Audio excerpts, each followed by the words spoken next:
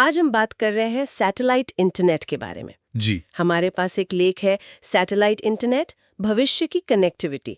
उसके कुछ अंश हैं और मकसद है इस तकनीक की क्या कहते तह तक जाना।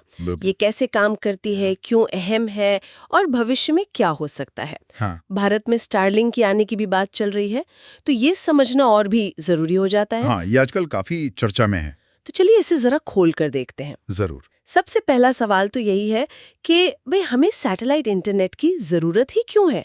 हमारे पास केबल है, मोबाइल टावर है। हाँ, ये सवाल बिल्कुल वाजिब है। देखिए, जमीनी नेटवर्क मतलब केबल और टावर शहरों में तो ठीक है। हाँ, वहाँ तो बढ़िया चलते हैं। पर जैसे अब दूर दराज के इलाकों में जाते हैं या मान लीजिए पहाड़ी इलाके या जहाँ आबादी कम है, वहाँ मुश्किल है। वहाँ इन्हें पहुँचाना बहुत महंगा और मुश्किल हो जाता है। और सोचिए, कभी कोई आपदा आ जाए, बाढ़ या भूकंप। हाँ, तब तो सब ठप। बिल्कुल, ये नेटवर्क सबसे पहले बंद होते हैं।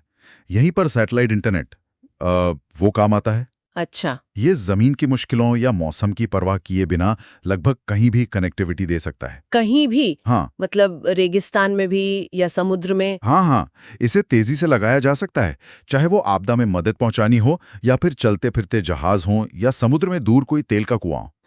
तो ये सिर्फ एक बैकअप नहीं है, ये अपने आप में एक क्रांतिकारी तकनीक है। ये सुनने में तो वाकई बहुत जबरदस्त लगता है, पर ये काम कैसे करता है? मतलब अंतरिक्ष में सैटेलाइट है, जमीन पे हम है, ये कनेक्शन बनता कैसे है? देखिए, मोटे तौर पर समझे तो दो हिस्से हैं। एक है स्पेस सेगमेंट यानी ऑर्बिट में घूमते सैटेलाइट्स। ठीक है। और दूसरा है ग्राउंड सेगमेंट, मतलब जमीन पर लगे उपकरण, जैसे यूजर का छोटा सा डिश एंटीना और बड़े गेटवे स्टेशंस। हाँ। सैटेलाइट्स तो खैर सबसे महंगे होते हैं और इनकी उम्र भी होती है, कोई 5 साल चलते हैं, कोई 20 साल। अच्छा। और उनकी कक्षा मतलब ऑर्बिट वो बहुत मायने रखती है। ऑर्बिट? हाँ, सुना है, अलग अलग तरह की होती हैं। जी, मुख्य तौर पर 3 है। जियो स्टेशनरी ऑर्बिट यानी जियो, मीडियम अर्थ ऑर्बिट यानी एमईओ और लो अर्थ ऑर्बिट यानी एलईओ। अच्छा, जियो, एमईओ, एलईओ। इनमें क्या फर्क है? जियो तो शायद वो है जो टीवी वाले इस्तेमाल करते हैं। हाँ, बिल्कुल सही।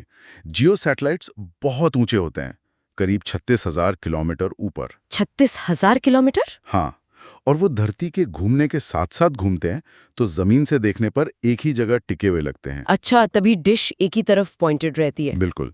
एक सैटेलाइट धरती का बहुत बड़ा हिस्सा कवर कर लेता है, पर दिक्कत यह है कि इतनी ऊंचाई से सिग्नल को आने जाने में टाइम लगता होगा। हाँ, करीब आधा सेकंड की देरी हो जाती है, जिसे लेटेंसी कहते हैं। आधा सेकंड सुनने में कम लगता है, इस्तेमाल करते हैं ना? बिल्कुल। एमईओ बीच की ऊंचाई पर होते हैं, लेटेंसी कम होती है, पर कवरेज के लिए ज्यादा सैटेलाइट्स चाहिए। लेकिन असली जो गेम चेंजर है वो है एलईओ। एलईओ में क्या खास है? एलईओ यानी लो अर्थ ऑर्बिट। ये सैटेलाइट्स धरती के बहुत नजदीक होते हैं, मतलब 2000 किलोमीटर से भी कम ऊंचाई पर। ओह, काफी नीचे। हाँ, इसका सबसे बड़ा फायदा है लेटेंसी। वो बहुत कम हो जाती है, लगभग उतनी ही जितनी जमीनी फाइबर ब्रॉडबैंड में मिलती है। अरे वाह, फाइबर जैसी स्पीड। स्पीड और लेटेंसी दोनों, मतलब रिस्पॉन्स टाइम बहुत तेज। ये सैटेलाइट्स छोटे भी होते हैं, टेबल जितने बड़े भी हो सकते हैं। अच्छा। और इन्हें बनाना और लॉन्च करना भी तुलनात्मक रूप से सस्ता पड़ता है। लेकिन नजदीक होने का मतलब ये भी हुआ कि वो एक बार में कम एरिया कवर करते होंगे। एकदम सही पकड़ा। एक एलईओ सैटेलाइट का कवरेज एरिया काफी छोटा होता है, शायद एक बड़े शहर जितना ही। तो फिर पूरी दुनिया को कैसे कवर करते हैं? इसी के लिए हजारों सैटेलाइट्स का एक झुंड, एक मेगा कॉन्स्टलेशन बनाना पड़ता है। हजारों? जी हाँ, हजारों। जैसे स्टारलिंक के पास अभी मेरे ख्याल से 7,000 से ज्यादा एक्टिव सैटेलाइट्स हैं ऑर्बिट में। 7,000? हाँ। ये आपस में कैसे मतलब कोऑर्डिनेट करते हैं? ट्रैफिक जैम नहीं होता ऊपर? हाँ, नहीं, ये बहुत जटिल सिस्टम है। इनमें ऑन बोर्ड प्रोसेसिंग होती है, मतलब वो सिग्नल को स्पेस में ही प्रोसेस कर लेते हैं। अच्छा। और कई सिस्टम्स जैसे स्टारलिंक वो लेजर का इस्तेमाल करते हैं, ऑप्टिकल लिंक्स। लेजर मतलब वो एक दूसरे से लाइट के जरिए बात करते हैं? बिल्कुल, जैसे अंतरिक्ष में ही एक फाइबर ऑप्टिक नेटवर्क बिछा दिया हो। इससे जमीनी स्टेशनों पर निर्भरता कम होती है और स्पीड बढ़ती है। कमाल है। लेकिन चुनौती ये है कि ये सैटेलाइट्स बहुत तेज चलते हैं, करीब 27,000 किलोमीटर प्रति घंटा। 27,000 किलोमीटर प्रति घंटा? बाप रे। हाँ, तो आपका कनेक्शन लगातार एक सैटेलाइट से दूसरे पर हैंड ऑफ होता रहता है। हैंड ऑफ जैसे मोबाइल नेटवर्क में होता वो है? सही। जैसे आप गाड़ी चलाते हुए एक टावर से दूसरे टावर के कवरेज में जाते हैं, यहाँ आपका कनेक्शन हर कुछ मिनटों में एक सैटेलाइट से अगले पर शिफ्ट होता है। वाह, इसके लिए खास तरह के एंटेना चाहिए होते हैं जमीन पर। ये तो हुई तकनीक की बातें, बहुत दिलचस्प।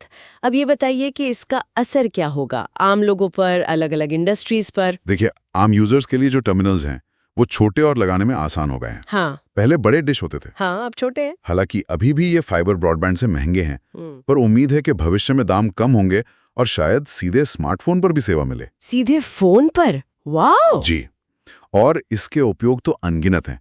दूर दराज के गांव जहां आज भी इंटरनेट नहीं है, वहां कनेक्टिविटी, हाँ, ये तो बहुत जरूरी है। बेहतर नेविगेशन, सेल्फ ड्राइविंग कारों के लिए, आपदा प्रबंधन में तो ये बहुत कारगर है। टेलीमेडिसिन, खेती में मतलब प्रिसिजन फार्मिंग, पर्यावरण की निगरानी और रक्षा में भी।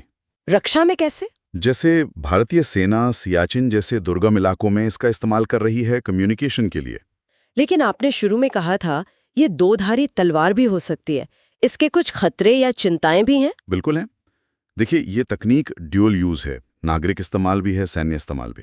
अच्छा। हमने यूक्रेन युद्ध में देखा कि कैसे स्टारलिंक ने यूक्रेनी सेना की बहुत मदद की, ड्रोन ऑपरेट करने में, सिक्योर कम्युनिकेशन में, रूसी जैमिंग के बावजूद। हाँ, ये खबरें आई थीं। वहीं दूसरी तरफ भारत में ही सुरक्षा बलों ने कुछ अवैध समूहों से तस्करी करके लाए गए स्टारलिंक डिवाइस पकड़े हैं। ओह, मतलब इसका गलत इस्तेमाल भी हो सकता है। जाहिर है, ये दिखाता है कि सैटेलाइट इंटरनेट पर किसका नियंत्रण है। ये अब राष्ट्रीय सुरक्षा और वैश्विक शक्ति संतुलन का एक नया आयाम बन गया है। तो मतलब कुल मिला के ये कहा जा सकता है कि सैटेलाइट इंटरनेट कनेक्टिविटी का भविष्य तो बदल रहा है। हाँ, बिल्कुल बदल रहा है। इससे मौके तो बहुत बन रहे हैं, लेकिन साथ ही सुरक्षा और नियमन की नई चुनौतियां भी खड़ी हो रही हैं। निश्चित रूप से भारत जैसे देशों के लिए ये बहुत जरूरी है कि वो इस तकनीक को अपनाने के लिए जो डिजिटल डिवाइड है उसे कम करने के लिए, हाँ, वो गैप भरना जरूरी है। और साथ ही इसके जो अंतर्राष्ट्रीय नियम बन रहे हैं उसमें अपनी भूमिका निभाने के लिए एक मजबूत रणनीति बनाएं। ये सिर्फ कनेक्टिविटी नहीं, ये अब स्ट्रेटेजिक मामला भी है। बिल्कुल सही कहा। और जाते जाते हमारे श्रोताओं के लिए एक सवाल छोड़ जाते हैं सोचने को।